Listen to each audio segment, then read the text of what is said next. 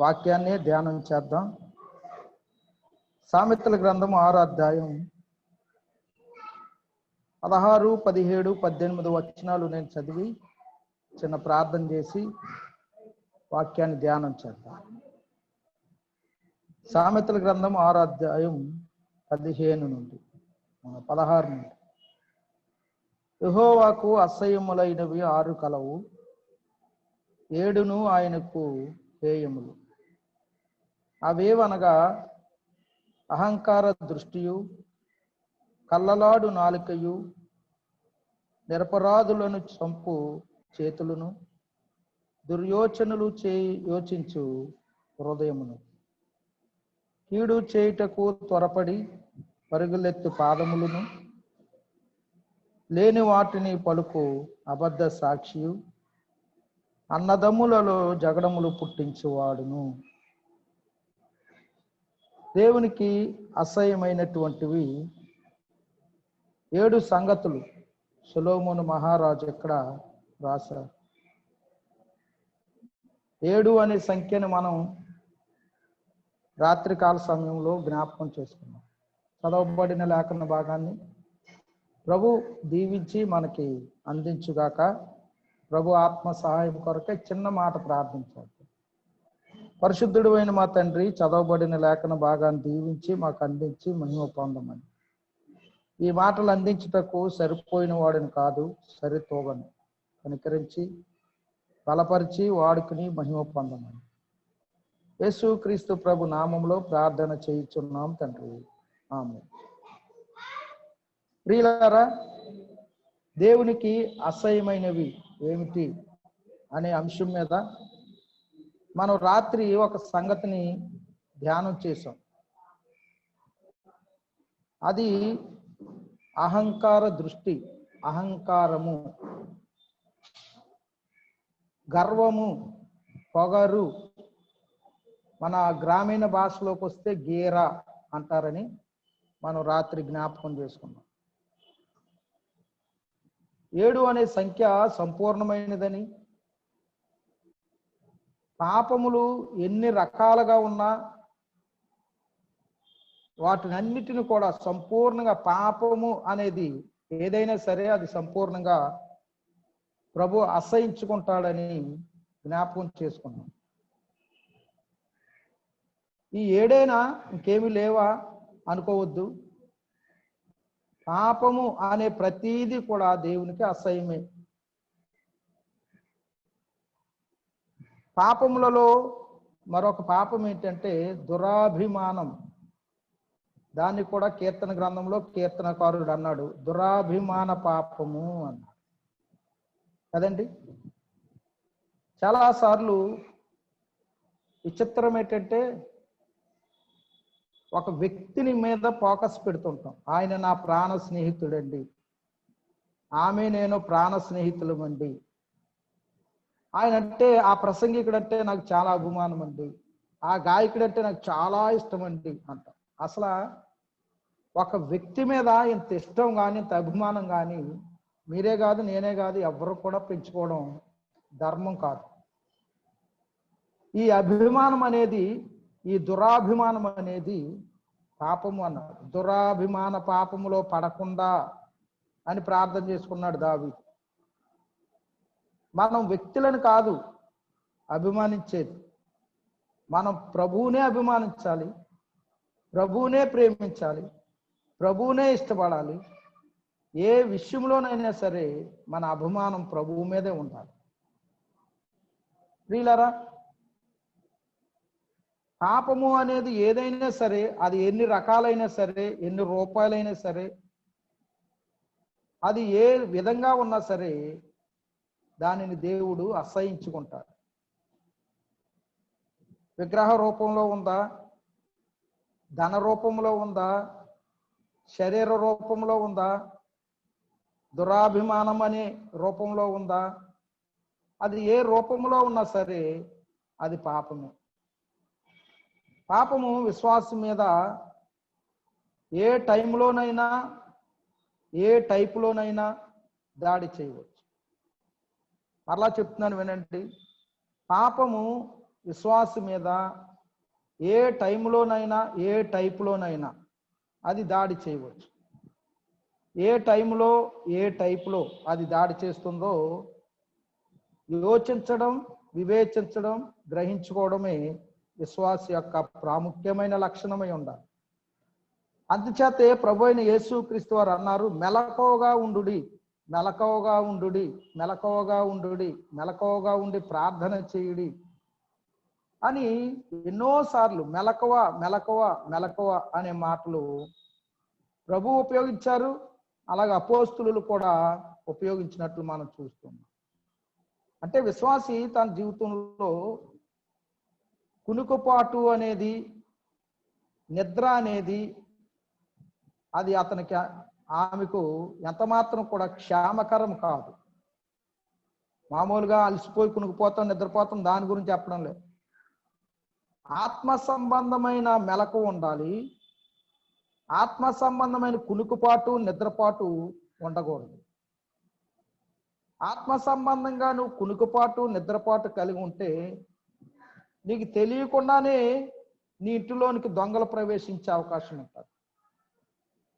జాగ్రత్తగా ఉండాలి అని దేవుని వాక్యంలో జ్ఞాపకం చేసుకున్నాం. దేవునికి 6 అసహ్యమైన ఉన్నాయి, 7ను ఆయనకు హేయము అన్నాడు. ఆ 7 ఏంటో మరోసారి జ్ఞాపకం చేస్తూ ఉన్నాను. అహంకార దృష్టి, కళ్ళలాడు నాలుక, నిరపరాధులను చంపు చేతులును, దుర్యోచనలు యోచించు హృదయమును, కీడు చేయుటకు త్వరపడి పరుగులెత్తు పాదములను, లేని వాటిని పలుకు అబద్ధ సాక్షియు, అన్నదమ్ములలో జగడములు పుట్టించువాడును అన్నాడు. దేవుని వాక్యంలో మనం రాత్రి గమనించాం.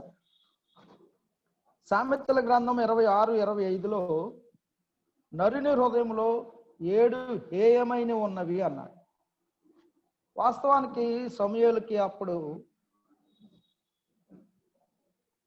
క్షమించండి సొలొమోనుకి అప్పటికి ఇంకా పరిపూర్ణమైనటువంటి ఆత్మ సంబంధమైన సత్యములు తెలిసిన వాడు కాదు. అందుచేతే చనిపోయిన వాడు పరమునకు ఎక్కిపోవును, భూమి క్రిందకి దిగిపోవును తెలియదు అంటాడు. అలాగనే మానవుని హృదయంలో హేయమైన 7 కలవు అన్నాడు. కానీ మార్కు సువార్త 7:21 13 దుర్గుణాలు చెప్పాడు ప్రభు. సొలొమోనుకి పరిపూర్ణత లేదు. సొలొమోను కంటే జ్ఞానవంతుడైన క్రీస్తు ప్రభుకి సంపూర్ణమైన పరిపూర్ణత ఉంది. అందుచేతే చనిపోయిన వాడు ఎక్కడికి పోతాడో నేరుగా చెప్పాడు. దరిద్రుడైన లాజరు అబ్రహాము రొమ్మున అనుకున్నాడు అని చెప్పాడు. ధనవంతుడైన మనుషుడు పాతాళానికి వెళ్ళిపోయాడు అని చెప్పాడు. అంటే పరలోకం గురించి, పాతాళముల గురించి, పాపులు వెళ్ళే స్థలం గురించి, నీతిమంతులు వెళ్ళే స్థలం గురించి పరిపూర్ణంగా ప్రభువుకు తెలుసు. అలాగే మానవుని హృదయంలో సొలొమోను అయితే 7 ఉన్నాయంటే ప్రభు ఏమో 13 దుర్గుణాలు చెప్పాడు. 7:21 మీరు చదువుకోండి మార్కు సువార్తలో. ప్రియులారా, పాపం యొక్క పరిపూర్ణత ప్రభు అయిన యేసుక్రీస్తు వారికి తెలుసు, కానీ ఆయన పాపం చేయలేదు. సొలొమోనుకు తెలిసినంత మట్టుకే రాశాడు. పాత నిబంధనలో ఉన్న గ్రంథాలు కానీ, పాత నిబంధనలో ఉన్న ప్రవక్తలు కానీ వారు పరిపూర్ణంగా సంగతి తెలుసుకున్నవారు కాదు. క్రొత్త నిబంధనలో పరిపూర్ణమైన సత్యం బయలుపడిన తర్వాత, 2 ఒకటైన తర్వాత పరిపూర్ణత ఏంటో తెలిసింది. మనం ఎంత ధన్యులమండి. క్రొత్త నిబంధన భక్తులు ఎంత ధన్యులంటే సత్యము పరిపూర్ణంగా తెలిసింది. పాత నిబంధనలో సగం సగం తెలిస్తే, క్రొత్త నిబంధనలో పూర్తిగా తెలిస్తే 2 కలిసి పరిపూర్ణంగా మన చేతికి ఇవ్వబడ్డాయి. మనం ఎంతో ధన్యులు. అందుకే మనం సగం సగంగా ఉన్నాం. వారు సగం సగంలో కూడా పరిపూర్ణులుగా ఉన్నారు. మనం పరిపూర్ణంగా దొరికిన గ్రంథంలో సగం సగంగా ఉన్నాం. హాఫ్ నాలెడ్జ్ అంటారు, హాఫ్ నాలెడ్జ్ కదండి. ఇది ఎలా ఉంటుందంటే తెలిసుండి నాటకం అంటారు. తెలిసుండి నాటకం ఆడుతూ ఉంటాం మనం. బోధ లేదా, వద్దు అని చెప్పేవారు లేరా? చెయ్యొద్దు అని చెప్పేవారు లేరా? ఇలా చేయకూడదు అని చెప్పేవారు లేరా? ఉన్నారు, నేడు దినాలలో ఉన్నారు. కానీ తెలియనట్టుగా నటించడం. చూడండి, లోకంలో ఒక సంగతి ఉంటుంది. పూర్తిగా నిద్రపోతున్న వాడిని లేపడం సులువు, నిద్రపోతున్నట్టు నటిస్తున్న వాడిని లేపడం చాలా కష్టం. నేటి క్రైస్తవం కూడా అదే రీతిలో ఉంది. పూర్తిగా నిద్రపోయిన స్థితి కాదు, నిద్రపోతున్నట్టు నటిస్తూ ఉంటారు. అందుకే వద్దు అని చెప్తున్నా మొండిగా చేస్తూ ఉంటారు. ఇది నటించడం కాదా? మరి సత్యం పరిపూర్ణంగా తెలియదా అంటే తెలుసు, తెలుసుండి చేయడం, నిద్రపోతున్నట్టు నటించడం అనేది సమానమని మనం గమనిస్తూ ఉన్నాం. వీళ్ళరా, సొలొమోనుకు తెలిసినంత మట్టుకి 6 సంగతులు అసహ్యమైనవి, 7 హేయమైనవి అన్నాడు. ఇందులో మన అవయవాలు కూడా కనబడుతున్నాయని రాత్రి గమనించాం. దృష్టి, నాలుక, చేతులు, హృదయము, పాదములు అనే మాట గమనించాం. ఇందులో అహంకారం అనేది మనం రాత్రి జ్ఞాపకం చేసుకున్నాం. అహంకారం, గర్వించి లూసిఫర్ అనే దూత పరలోకము నుండి భూలోకానికి, అంటే భూమి మీదకి నెట్టివేయబడ్డాడు. నెబుకద్నెజర్ అనే రాజు గద్దె మీద నుండి గడ్డి మేసే స్థితికి త్రోయబడ్డాడు. గర్వం మనిషిని పడగొడితే వినయం మనిషిని హెచ్చిస్తుంది అని రాత్రి మనం జ్ఞాపకం చేసుకున్నాం. ఏది కావాలి మరోసారి యోచన చేసుకోండి. 2వ సంగతిలోనికి వెళ్ళిపోదాం. కళ్ళలాడు నాలుకయు అన్నాడు. కళ్ళలాడు నాలుక అంటే అబద్ధములాడు నాలుక అని అర్థం. అబద్ధము అని.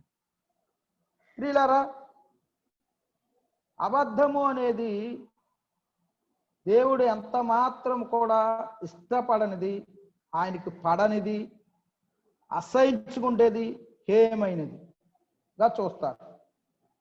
ఇదే సామెతల గ్రంథంలో 12వ అధ్యాయంలో 22వ వచనంలో అబద్ధమాడు పెదవులు యెహోవాకు హేయములు, సత్యవర్తనులు ఆయనకు ఇష్టులు అనే మాట గమనించారు. అబద్ధములాడు పెదవులు ఆయనకు హేయములు, సత్యవర్తనులు ఆయనకు ఇష్టులు అనే మాట గమనిస్తుంది. మరి మీరు మాట్లాడే మాటే, మీరు పలికే మాటే దేవునికి ఇష్టలుగా చేస్తుందా, హేయులుగా చేస్తుందా ఆలోచన. కొన్నిసార్లు మీరు ఇక్కడ ఒక సంగతి గమనించాలి, జాగ్రత్తగా వినండి. సత్యం అనేదే చెప్పాలి, ఉన్నదన్నట్టే చెప్పాలి, మార్చి చెప్పకూడదు. కానీ చెప్పే విషయాలు ఉంటాయి, చెప్పకూడని విషయాలు ఉంటాయి. ఇది చాలా జాగ్రత్తగా గమనించుకోవాలి. సత్యమే చెప్తాం మనం, వాస్తవమే అక్కడ జరిగింది, అక్షరాల ఉన్నదన్నట్టు సినిమా చూపించినట్టుగా చెప్పగలం, అంత టాలెంట్ కూడా మనకు ఉంది. అయితే అది చెప్పే విషయమా, చెప్పకూడని విషయమా? అది ఒక జీవితాన్ని నష్టం చేసే విషయమా, మేలు చేసే విషయమా అనేది యోచించి మనం పలకడం, అది మనకు దీవెన. ఇదే సామెతల గ్రంథంలో మనం చదువుతాం, సంగతి దాచుట యెహోవాకు ఘనత అన్నాడు. సంగతి దాచుట యెహోవాకు ఘనత అన్నాడు కదా. ఏ సంగతి దాయాలో, ఏ సంగతి బయట పెట్టాలో అది మనం యోచించుకుని ఉండాలి. జీవితాలు, బ్రతుకులు, నీ ప్రాణం వంటిదే ఎదటివారి ప్రాణం, నీ పరువు వంటిదే ఎదటివారి పరువు. అందుకని నిన్ను వలే నీ పొరుగు వారిని ప్రేమించుమా అన్నాడు. మన విషయానికి వచ్చినప్పుడు అలాంటి సంగతులు మనం బయలుపరచుకోం, దాచుకుంటాం. ఎదటివారి విషయాలకు వచ్చేసరికి సినిమా చూపిస్తాం కదా. సంగతులు దాచుట యెహోవాకు ఘనత ఘనత అన్నాడు. కనుక సత్యమే నేను చెప్తున్నాను కదా, ఉన్నది చెప్తుంటే ఎందుకు బాధ అని మీరు అనుకోవచ్చు. కానీ అది సత్యమైన ఒక ఆత్మను నలిపేదిగా ఉండకూడదు. అది కూడా ఆత్మహత్యతో సమానం. ఒక సత్యమే చెప్పిన అది ఎదటి జీవితానికి నష్టం కలిగించకూడదు. మనం అనేక మందిని కట్టేవారంగా ఉండాలి, పడగొట్టేవారంగా ఉండకూడదు. అనేక మందిని ఆదరించేవారంగా ఉండాలి. మన మాటలు నలిపేవుగా ఉండకూడదు. కళ్ళలాడు నాలుక, అబద్ధములాడు నాలుక అన్న. ఇది ఎంత ప్రమాదకరమైందంటే దేవుని గ్రంథంలో చెప్పాడు, ఈ అబద్ధం అనే దానికి జనకుడు అపవాది అన్న. అబద్ధము అనేది పరలోకము నుండి వచ్చింది కాదు. అబద్ధం అనేది దేవునిలో నుండి పుట్టినది కాదు. అబద్ధము అనేది అపవాదిలో నుండి పుట్టింది. యోహాను సువార్త 8వ అధ్యాయం 44వ వచనంలో అబద్ధమునకు జనకుడు అని రాయబడింది. అబద్ధమునకు జనకుడు. పుట్నేములో 1 రాసి క్రిందేమన్నాడంటే, అబద్ధికుని యొక్క జనకుడు అన్నాడు. అబద్ధికుని యొక్క జనకుడు అంటే ఎవడైతే అబద్ధం ఆడతాడో వాడు అపవాది యొక్క పిల్లవాడు. ఏ సహోదరి అయితే అబద్ధం ఆడుతుందో ఆమె అపవాది యొక్క పిల్ల అనే మాట గమనిస్తుంది. అంటే అబద్ధం ఆడుతున్నావంటే నీ తండ్రి అపవాది, నీ తండ్రి అపవాది. అసలు అబద్ధం పుట్టిందే వాడిలో నుంచి. అబద్ధములకు జనకుడు అనే మాట గమనిస్తాం.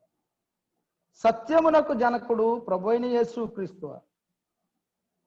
తీతు పత్రికలో 1వ అధ్యాయం 4వ వచనంలో అబద్ధమాడనేరని దేవుడు అనే మాట గమనిస్తున్నాం. అబద్ధమాడనేరని దేవుడు. ఇక్కడ మనం ఒక సంగతి గమనిద్దాం. పాత నిబంధన ఆదికాండం మొదలుకుని ప్రకటన గ్రంథం వరకు కూడా అబద్ధములను గూర్చినటువంటి హెచ్చరికలు అనేకమైనవి రాయబడ్డాయి. అబద్ధం ఆడిన భక్తులే ఉన్నారు. అయితే వినండి, అబద్ధం ఆడి తప్పించుకోలేదు, అబద్ధమునకు తగిన శిక్ష అనుభవించారు. అది శిక్షించేది, అది నాశనం చేసేది, అది అవమానపరిచేది, అది నవ్వుల పాలు చేసేది. సత్యము ఘనత తెచ్చేది, సత్యము నెమ్మదిచ్చేది, సత్యము ఆరోగ్యం ఇచ్చేది. మీరు ఎప్పుడైనా గమనించండి, అబద్ధం ఆడేవాడి మనసు, సత్యం చెప్పేవాడి మనసు ఇద్దరిని మనం గమనించవచ్చు. ఉదాహరణకి ఒకడు 10th క్లాస్ పాస్ అయ్యాడు తక్కువ మార్కులతో. వాడు ఎక్కువ మార్కులు చెప్పుకోవాలి కాబట్టి తన మేనమామ కనబడ్డాడు అనుకుందాం. అతనికి ఏమన్నాడంటే, నాకు 100కి 45 మార్కులు లేక 55, 65 వచ్చినాయి అన్నాడు. పాస్ అయ్యాడు కానీ మార్కులు తప్పు చెప్పాడు. తర్వాత వాళ్ళ మేనత్తో ఎవరో కనబడ్డారు. ఆవిడ దగ్గర గొప్ప చెప్పుకోవడం కొరకు 85 అన్నాడు. ఇలాగన మనిషి కనబడినప్పుడల్లా మనిషిని బట్టి మారుస్తూ ఉంటాడు వాడు.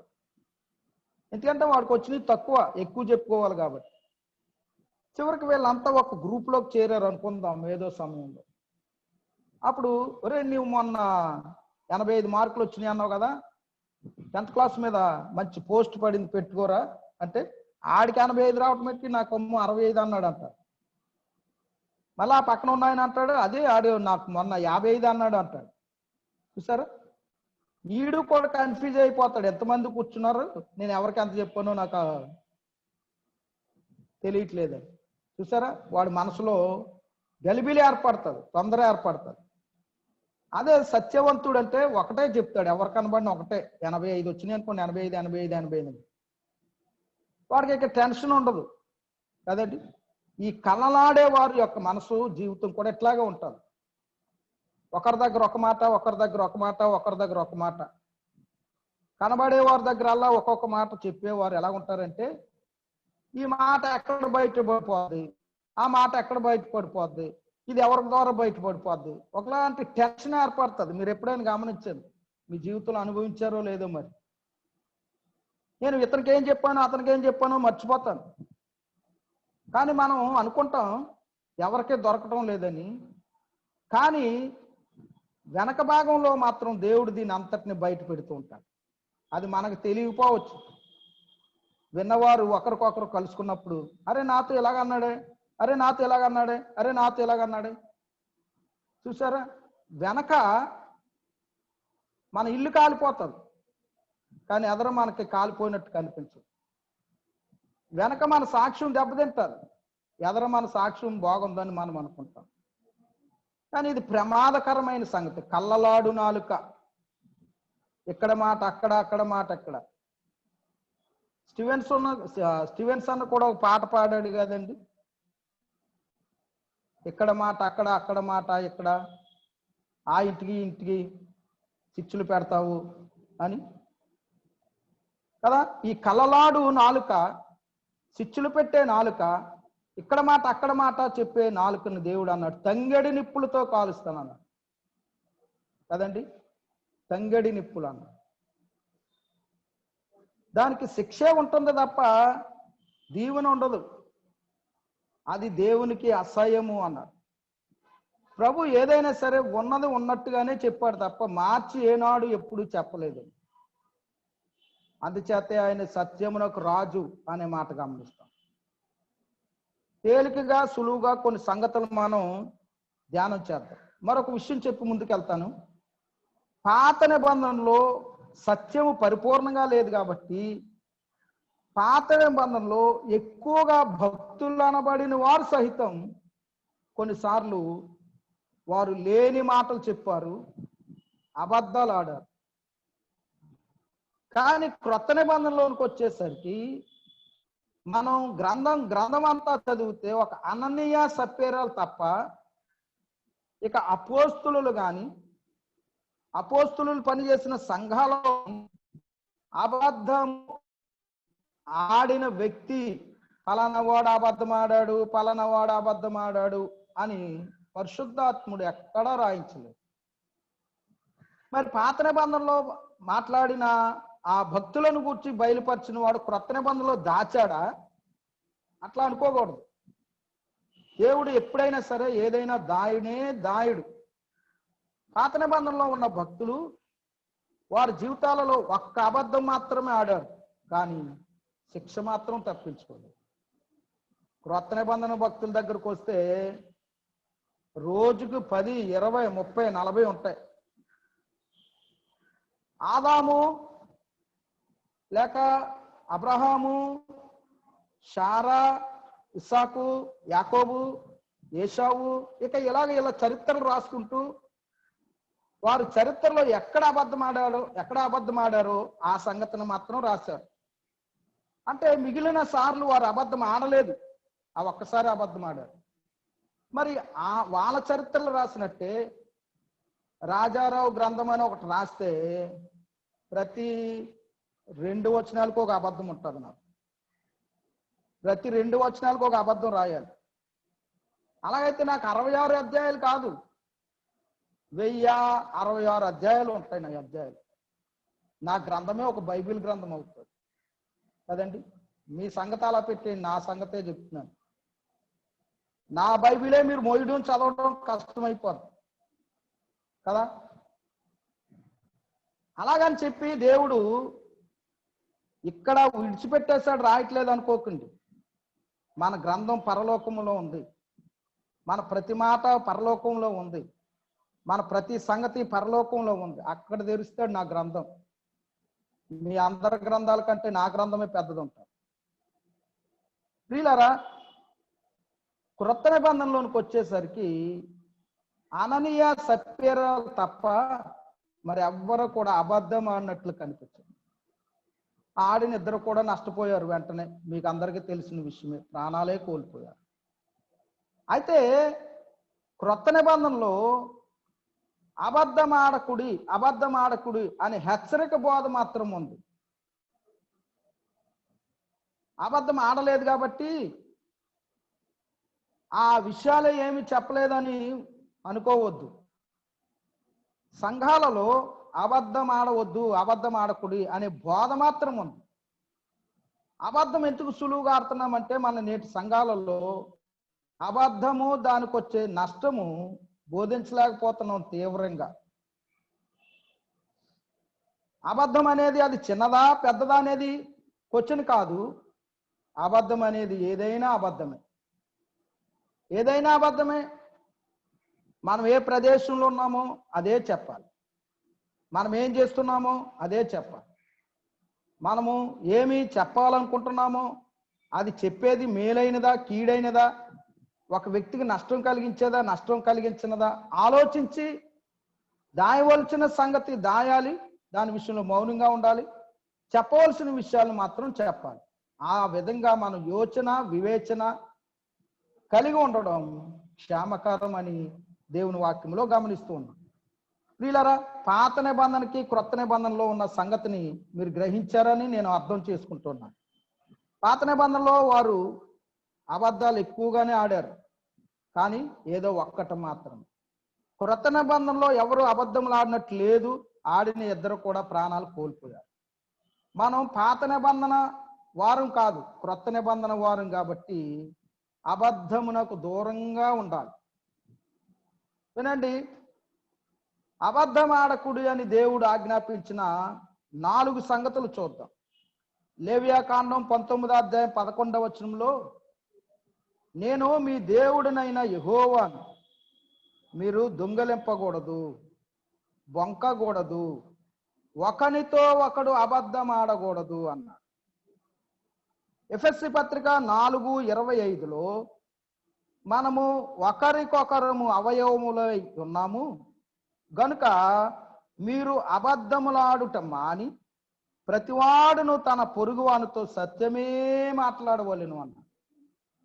చూడండి, మనము ఒకరికొకరము అవయవములై ఉన్నాము అన్నాడు. మన అవయవాలని అబద్ధం ఆడకూడదు అన్న దానికి జోడు చేసి మాట్లాడుతున్నాడు అపోస్తులుడైన పౌలు.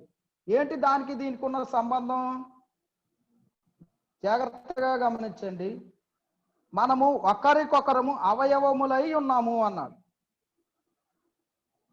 మనం ఒకరికొకరం ఎవరమంటే అవయవములు. చూడండి, నా కుడి చేయి ఉంది, ఎడమ చేయి ఉంది, మీకు డిఫరెంట్గా కనబడవచ్చు. నా కుడి చేతితో ఏదైనా ఒక చాకు తీసుకుని ఎడమ చేతితో పొడుచుకోను, అలా పొడుచుకోవడానికి ఈ చెయ్యి అంగీకరించదు. ఈ చేతికి గాయం చేయడానికి ఈ చెయ్యి ముందుకు రాదు. మేలు చేయడానికి అయితే వస్తుంది, మేకు గుచ్చుకుందంటే ఆగడానికి వస్తుంది, కానీ మేకు గుచ్చడానికి మాత్రం రాదు.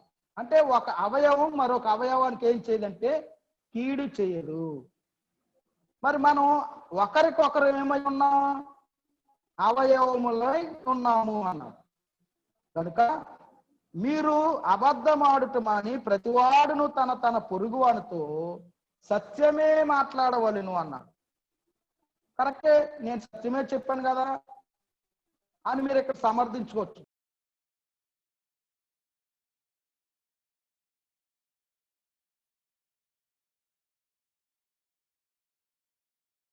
సత్యమే పలకాలి, అసత్యం చెప్పకూడదు.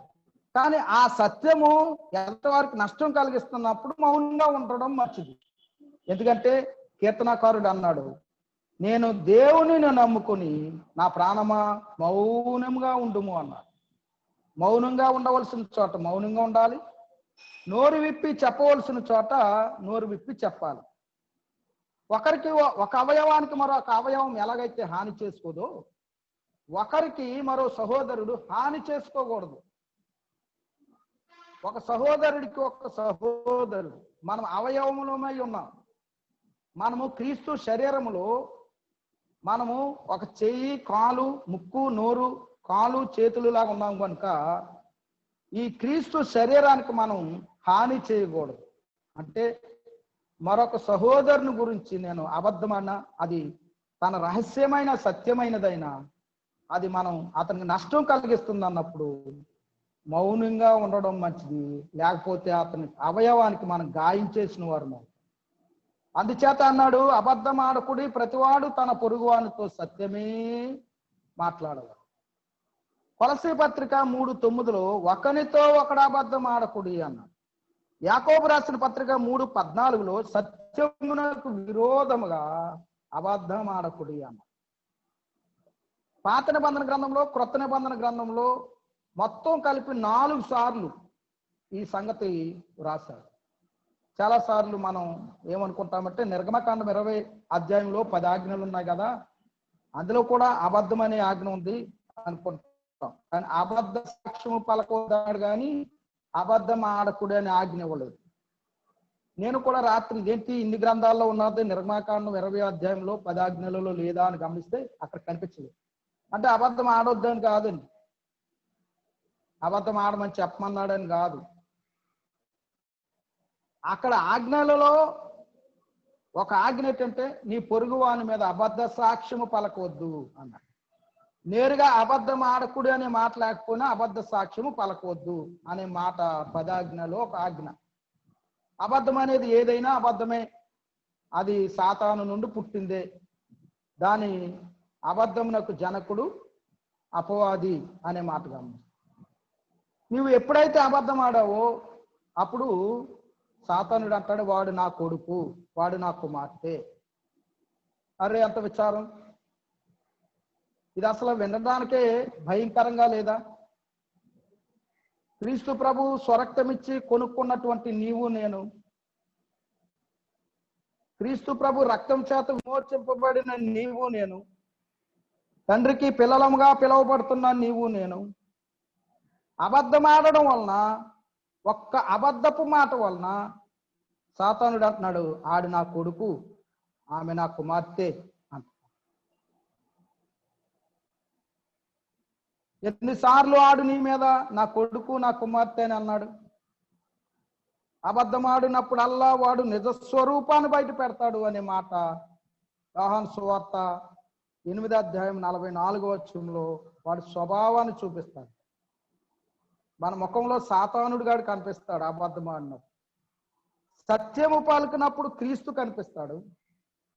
అబద్ధం ఆడినప్పుడు సాతానుగాడి స్వభావం, సాతానుగాడే మన ముఖంలో కనబడతాడు. రేపొద్దుట నువ్వు చనిపోయినప్పుడు నీ శవాన్ని తీసుకుని వెళ్ళడానికి, నీ ఆత్మని తీసుకుని వెళ్ళడానికి మరి దేవదూతలు వస్తారా, యమకింకరులు వస్తారా? మోషే చనిపోయినప్పుడు అతని దేహం నాది అని సాతానుగాడు వచ్చాడు కదండి. దేవుని దూత వచ్చాడు, మిఖాయేలు దూత వచ్చాడు యోధా పత్రికలు. ఆ దేహం నాది అంటున్నాడు, కాదు ఆ దేహం నాది అంట. ఇద్దరికిద్దరు ఆ దేహం గురించి పోరాడుతున్నారు. ప్రభువు నిన్ను గద్దించుగాక అన్నాడు, వెళ్ళిపోయాడు. ఆ పార్థవ దేహాన్ని మిఖాయేలు దూత తీసుకువెళ్ళి సమాధి చేశాడు. ఎక్కడ చేశాడో అది దేవుడికే ఎరుక కదా. ఇప్పుడు బాగానే ఉంటాం మనం. రేపొద్దుట చనిపోయినప్పుడు వీడు నా కొడుకు అని వస్తే నీ సంగతి ఏమిటి? పాస్టర్ గారు బాగా పాటలు పాడతారు, పెద్దలు మంచి సాక్ష్యం చెప్తారు కదా, సహోదరులు ఏడుస్తారు, సహోదరులు చక్కగా వైభవంగా తీసుకెళ్తారు. కానీ నీకు తెలియని ఒక రహస్యం ఉంది. సాతానుగాడు వచ్చి ఆడి దేహం నాది, ఆడి నా కొడుకు, చూసుకో కావాలతో ఒక లిస్టు. ఎన్నిసార్లు వాడు అబద్ధం ఆడాడో చూడు, ఎన్నిసార్లు వాడు లేని మాటను పుట్టించాడో చూడు, ఎంతమందికి లింకులు పెట్టాడో చూడు, ఎవరెవరికి గొడవలు పెట్టాడో చూడు. ఇవన్నీ వాడు రాసుకున్న ఒక లిస్టుగా నీ చనిపోయినప్పుడు దేహం దగ్గర మరి నిన్ను నీ ఆత్మను తీసుకెళ్ళబో దూతలకి అడ్డం తగిలితే నీ ఆత్మ సంగతి ఏమిటి?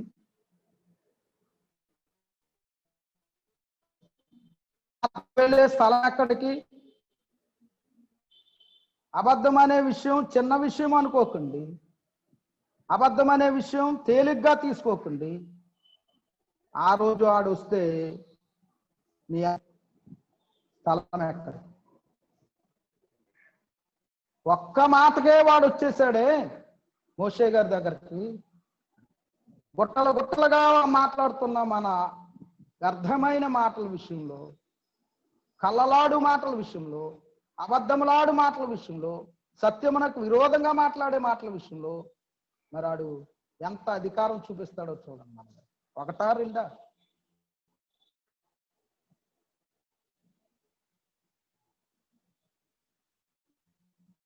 పేజీలు పేజీలు పేజీలు పేజీలు లెక్కన చూపిస్తాడు. ఎంత విచారం! పలికే మాట అది పలకకూడనదా పలికేదా? చాలా సులువైనది అవ్వచ్చు, తేలికైనది, తప్పించుకోవడానికి మాట్లాడవచ్చు.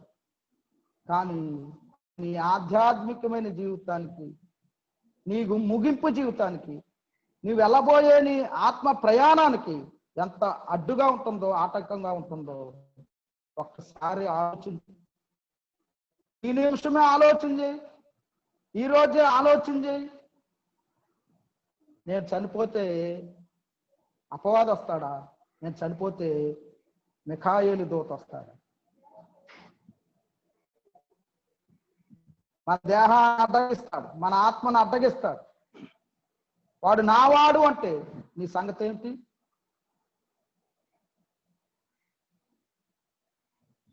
మీరు అనవచ్చు కదా, నిత్య రక్షణ, నేను రక్షింపబడిపోయాను కాబట్టి పరలోకానికి పోతాను కానీ సాతానుడిగా తీసుకెళ్ళడు అని మీరు అనుకోవచ్చు. వినండి, నిజముగా రక్షింపబడిన వాడైతే అబద్ధమే ఆడడు. రక్షింపబడ్డాను అని నటించిన వాడైతే వాడు అబద్ధాలు ఆడుతూ ఉంటాడు కాబట్టి ఖచ్చితంగా వాడు పరలోకానికి వెళ్ళడు. మరి ఆరాధన చేస్తున్నాడు, చేస్తాడు. కానుకలు ఇస్తున్నాడు, ఇస్తాడు. సేవ చేస్తున్నాడు, చేస్తాడు. పరిచారకుడిగా ఉన్నాడు, ఉంటాడు. ఎందుకంటే సంఘం నీ చేతిలో ఉంది కాబట్టి, సంఘం నా చేతిలో ఉంది కాబట్టి. ప్రభువు చేతిలోకి తీసుకున్న రోజు వస్తుంది.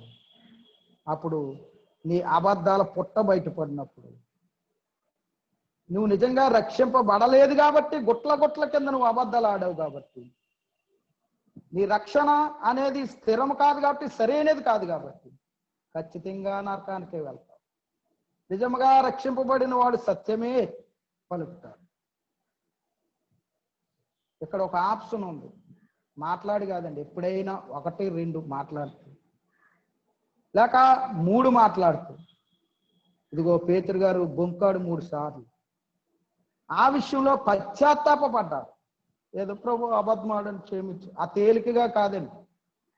దాని విషయంలో పశ్చాత్తాపం ఉండాలి. దాని విషయంలో కన్నీరు కార్చిన వాడు ఉంది. విరిగి నలిగిన మనసు యెహోవాకు ఇష్టమైన బలి అన్నాడు. ఆ విషయంలో నువ్వు ఎంత పశ్చాత్తాపడతావు, ఆ విషయంలో ఇక మాట్లాడకుండా ఒక నిర్ణయం తీసుకుంటావు, ఖచ్చితంగా నువ్వు క్షమింపబడతావు. ఈ రోజు నువ్వు చేయవలసిన పని అదే, నేను చేయవలసిన పని అదే. ప్రభా, ఇంతవరకు ఏదేదో మాట్లాడేశాను, ఇష్టం వచ్చినట్టు. నా ఇష్టం వచ్చినట్లు నా నాలుకను ఉపయోగించాను, నాకు ఇష్టం వచ్చినట్లుగా నా నోటును ఉపయోగించాను, నాకు ఇష్టం వచ్చినట్లుగా నా మాటలను ఉపయోగించాను. నన్ను క్షమించండి. పశ్చాత్తాపడతావా? పశ్చాత్తాప పడితే మరలా అదే పని నీకు చేయకూడదు. మరలా చేస్తే ఖచ్చితంగా క్షమాపణ ఉండనే ఉండదు. ఈరోజు ప్రభువు నీకు ఇచ్చే ఒక మంచి అవకాశం.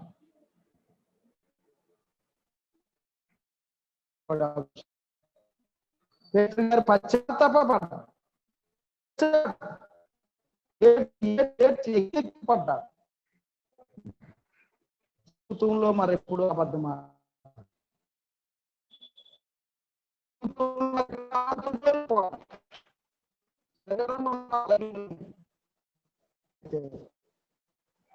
ఆ బలహీనత మీద మనకి జయం రావాలి. దేవుడు అసహించుకున్న మీద మనకి జయం రావాలి. మాట్లాడితే సత్యమే పలుకుతాను. అది కూడా ఒక వ్యక్తికి మేరైతే పలుకుతాను, ఒక వ్యక్తికి కీడైతే పలకను, మౌనంగా ఉంటాను. తీసుకుంటావా ఈ నిర్ణయం? అది నీకే ఆశీర్వాదం, నీకు ఘనతనిస్తారు, పరలోకానికి నీకు దారినిస్తారు. లేకపోతే నీ అబద్ధపు జీవితం నిన్ను అట్టగిస్తారు. ఒక ఉదాహరణగా కొన్ని మాటలు నేను చెప్పి ముగిస్తాను. అబద్ధం ఆడిన వారిని నేను వారికి వచ్చే శిక్షను వరుసగా కొంతమందిని వివరించి ఆగుతా. ఆదికాండం 3వ అధ్యాయం 3వ వచనంలో హవ్వ అబద్ధం. ప్రభువు దేవుడు అన్నారు, ఆదాము మంచి చెడ్డను తెలివినిచ్చి వృక్ష ఫలములలో నువ్వు తినవద్దు, నీవు తిను దినమున నిశ్చయముగా చచ్చెదవు అన్నా. 2వ అధ్యాయం తినవద్దు అన్నాడు. మరి తర్వాత ఆదాముకి హవ్వనిచ్చాడు ప్రభు. ఖచ్చితంగా చెట్టు విషయంలో, ఆ ఫలం విషయంలో, ఆయనకి ఇవ్వబడిన ఆజ్ఞ విషయంలో భార్యైన హవ్వకి కూడా చెప్పుకుంటాడు, ఇందులో సందేహం లేదు. అయితే 3వ అధ్యాయంలో 3వ వచనంలోకి వచ్చేసరికి హవ్వతో సర్పము కుయుక్తి గలదై సాతానుగాడు ఇది నిజమా అని ప్రారంభించాడు. ఈ తోటలో చెట్లు ఫలాలు ఏదైనా తినవద్దన్నాడా అంటే, ఇదిగో అన్ని నిర్భయంగా తినొచ్చు, కానీ చెట్టు ఫలాన్ని తినకూడదు, తిను దినమున నిశ్చయంగా చస్తారు అని చెప్పాలి అని దేవుడు ఆజ్ఞాపించాడని చెప్పాలి. కానీ ఆమె ఏం చెప్పింది? తినకూడదు అనే మాట సత్యమే కానీ ఆ ప్రక్కనే మరో మాట అంది, ముట్టకూడదు అని. ప్రభు ముట్టకూడదు అన్నాడా? తినకూడదు, తిని దినమున నిశ్చయముగా చేస్తావు అన్నాడు, కానీ ముట్టకూడదు అనలేదుగా. అంటే ఒక మాటకి మరో మాట ఏం చేసిందంటే జోడించింది అన్నమాట కదా. మనం కూడా అలాంటి వారమే, మీరైనా నేనైనా.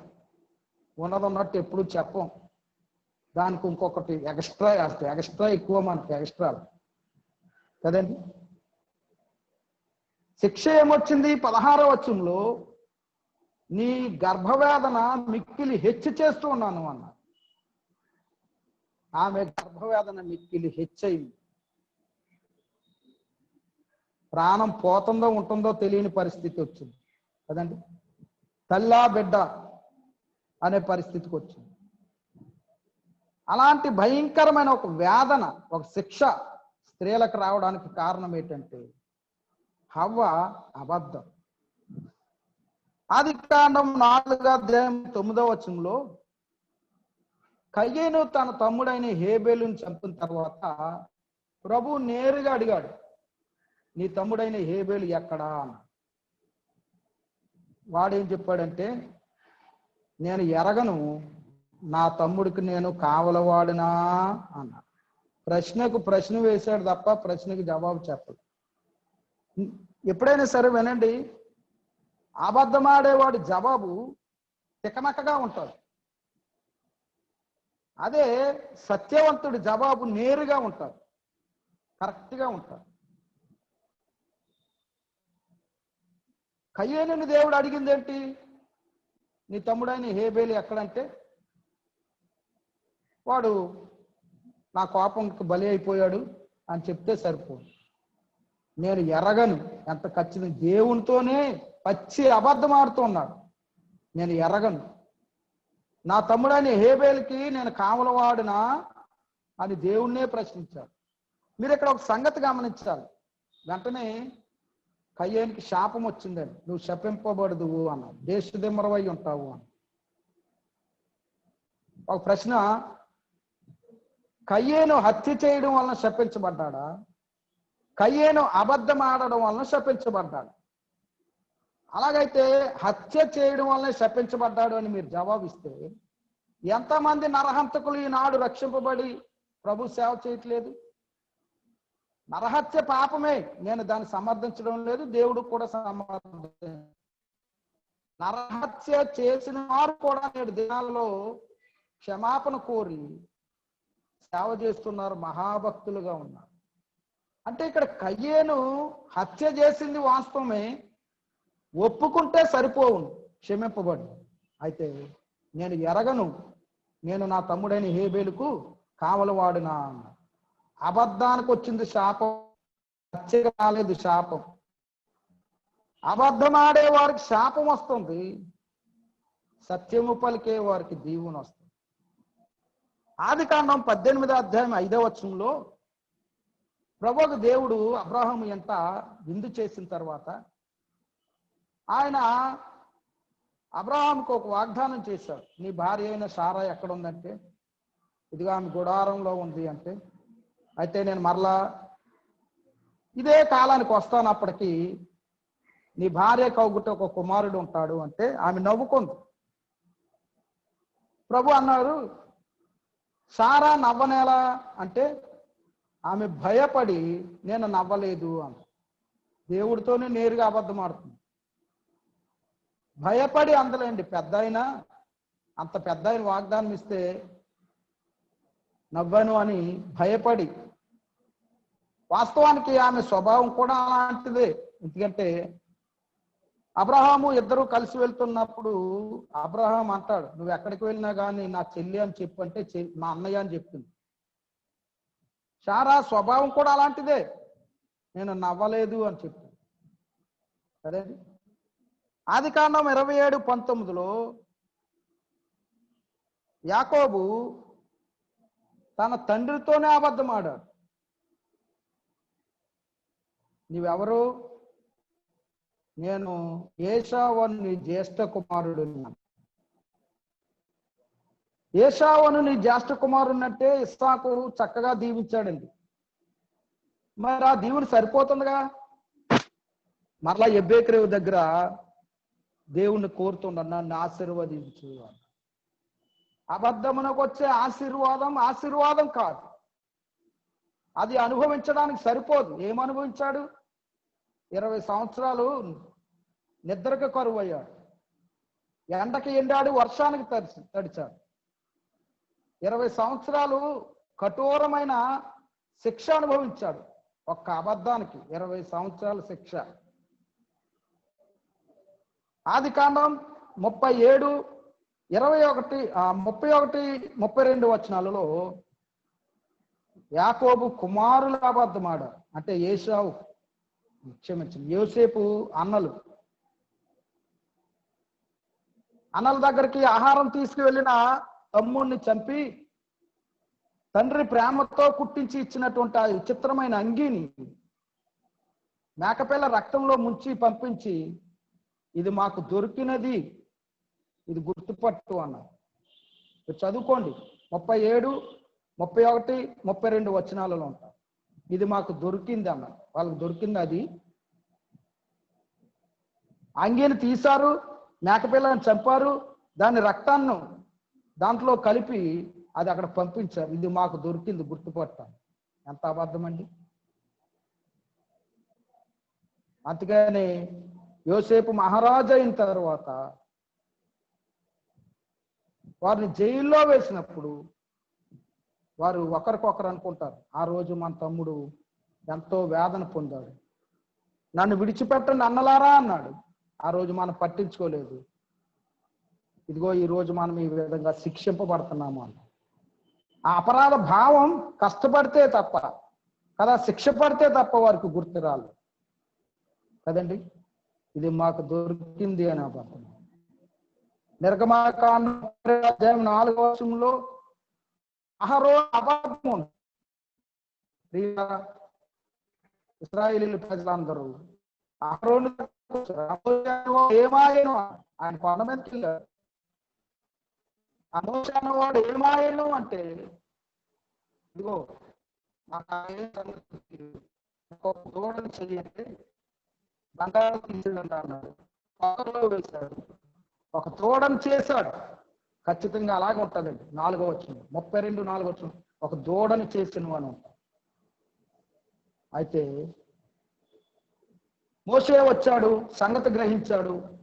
ఏమిటి సంగతి అని అడిగినప్పుడు మోషేతో ఏమన్నాడో తెలుసా? నేను ఆ బంగారాన్ని మంటలో వేసాను, అది దూడాయను. మీ బంగారం తీసుకెళ్ళి పొయ్యిలో వేయండి, మీకు ఇష్టమైన వస్తువు వస్తుందా?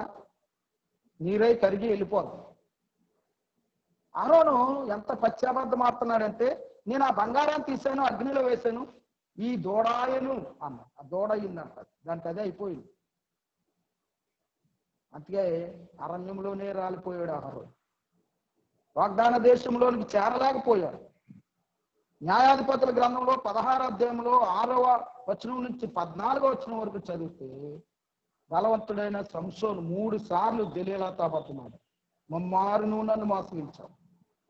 చివరికి నిజం చెప్పక తప్పలేదు, కండ్లు పోయాయి, బలహీనుడయ్యాడు, ఒక సామాన్యమైన స్త్రీలా తిరగల విసిరాడు. అబద్ధం ఎంత నష్టం చేసింది. బందీ గృహంలో బంధించబడ్డాడు, కండ్లు పోయిన వాడు దాగోను గుడిలో.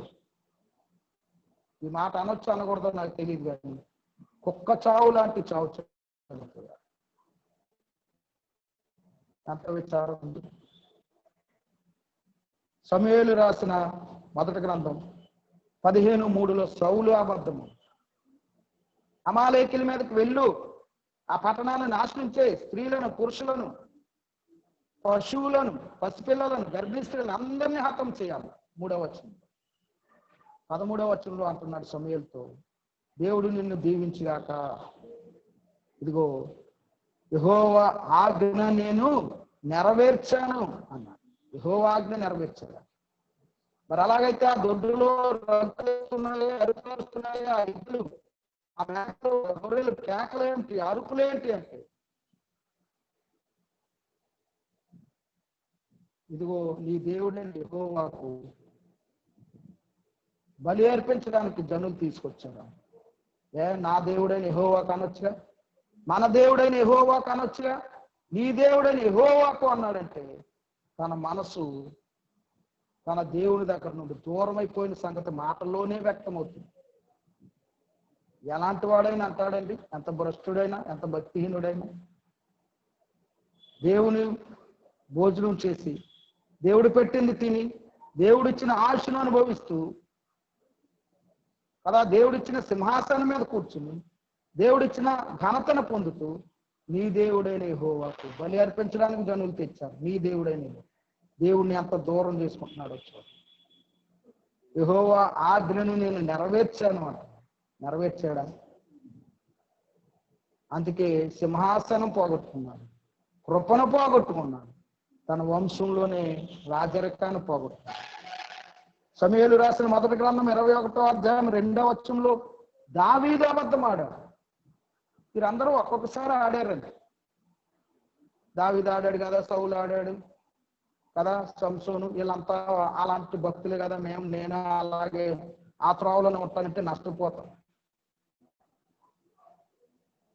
ఇదిగో రాజు నాకు ఒక పని నిర్ణయించాడు, నేను నీకు ఆజ్ఞాపించిన పనిని ఏది ఎవరికి చెప్పొద్దు అన్నాడు. నా పని వారికి పని నిర్ణయించి పంపించాను, తినడానికి ఏమైనా ఉంటే ఇవ్వని యాజకుడైన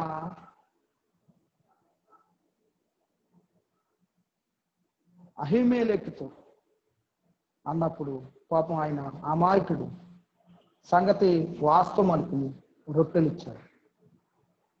ఈ సంగతి తెలుసుకున్నటువంటి సౌలు సైనికులు తీసుకొచ్చి నోబు అనేటువంటి ప్రాంతంలో యాజకుల పట్టణం మీద పడి 80 మంది యాజకుల్ని, ఏఫోదు ధరించిన 80 మంది యాజకుల్ని హతం చేశారు. అంతేకాదు, ఆ నోబు పట్టణంలో కాపురం ఉన్న యాజకుల భార్యలను, పిల్లల్ని, పసిపిల్లల్ని, ఎంత విచారం, గొర్రెల్ని, మేకల్ని, గాడిదల్ని, ఎద్దుల్ని అన్నిటినీ హతం చేసి, ఎంత నష్టమండి. వీళ్ళారా, గేహాజీ అబద్ధం ఆడాడు, కుష్ఠరోగం తరతరాలకు తెచ్చుకున్నాడు. అననీయాస్ అబద్ధం ఆడాడు, ప్రాణాలను కోల్పోయాడు. మరి నీవు నేను అబద్ధం ఆడితే మనకు నష్టమేంటి? 1-2 మాటలు చూసి ఆగిపోతాం. ప్రకటన గ్రంథం 21:8లో అక్కడ పిరికివారు, అవిశ్వాసులు, అసహ్యులు, నరహంతకులను, వ్యభిచారులను, మాంత్రికులను, లూ ఉపయోగించారు, విగ్రహారాధకులను, అబద్ధికులందరూ అగ్ని గంధకములతో మండు గుండములో పాలు పొందుదురు. ఇది 2వ మరణం. అగ్నిగుండంలోకి ఎవరెవరు వెళ్తారో ఆ లిస్టు రాసు, అబద్ధికులందరూ అన్నారు.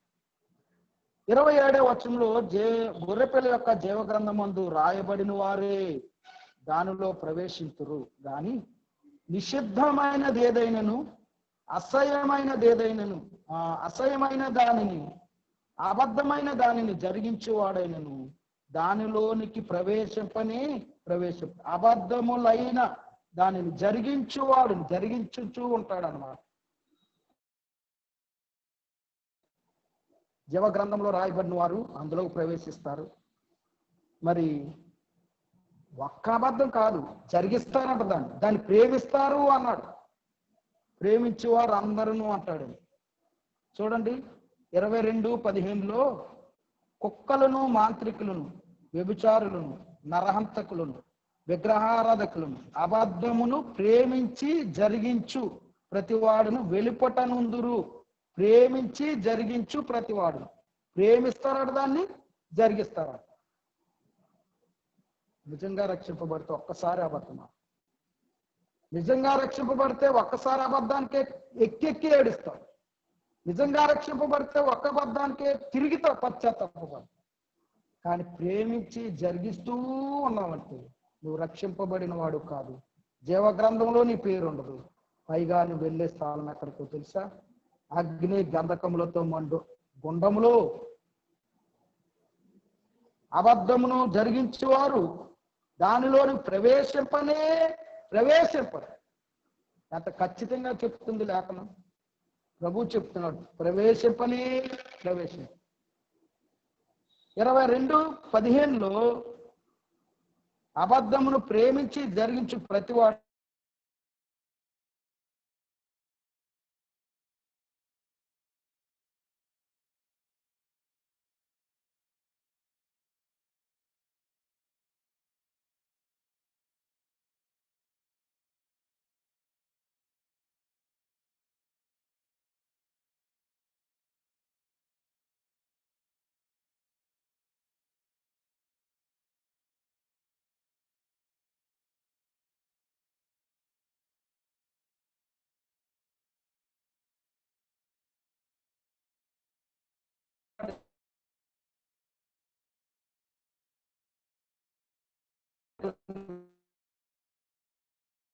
పిలాతు ఎదుట నిలవబడినప్పుడు నువ్వు రాజువా?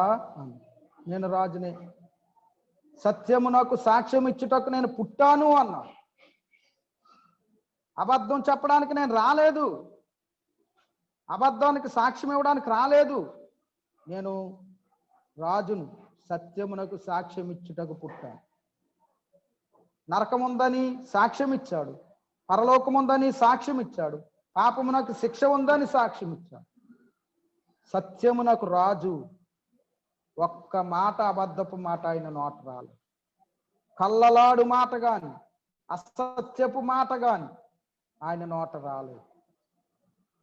చెప్పింది సత్యం, నిత్య సత్యం. నిండి యవనంలో పాపుల చేతికి అప్పగించబడ్డాను. అన్యాయమైన తీర్పును పొందారు. కొరడా దెబ్బలు భరించారు, ముండ్ల కిరీటం భరించారు, అవమానం భరించారు.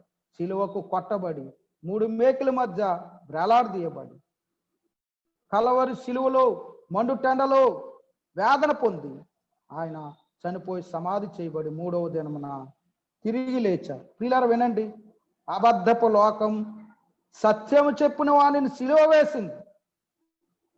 అర్థమైందా మీకు? అబద్ధమాడే వారిని ప్రేమిస్తుంది లోకం, సత్యం చెప్పిన వారిని వెలివేస్తుంది లోకం. సత్యం కొరకు నిలిచిన ఒక్కే ఒక్కడు మన ప్రభువైన యేసుక్రీస్తు వారిని ఊరు వెలపలకు తీసుకువెళ్ళిపోయి ఒక శాపగ్రాహిని చంపినట్టు చంపివేసింది లోకం. ఇది అసత్యపు లోకం, అబద్ధపు లోకం. ఇటు లోకాన్ని నమ్మకండి. డ్యూటీలోనైనా మీరు ఎక్కడున్నా, ఏం చేస్తున్నా సత్యమే చెప్పండి. ఉద్యోగం ఊడిపోద్దా? ఊడిపోతే ఊడిపోనండి, ప్రభు మిమ్మల్ని పోషిస్తారు. అధికారుల నుండి తప్పించుకోవడానికో, భార్య నుండి తప్పించుకోవడానికో, భర్త నుండి తప్పించుకోవడానికో, తల్లిదండ్రుల నుండి తప్పించుకోవడానికో అబద్ధమాడే ప్రయత్నం చేయవద్దు.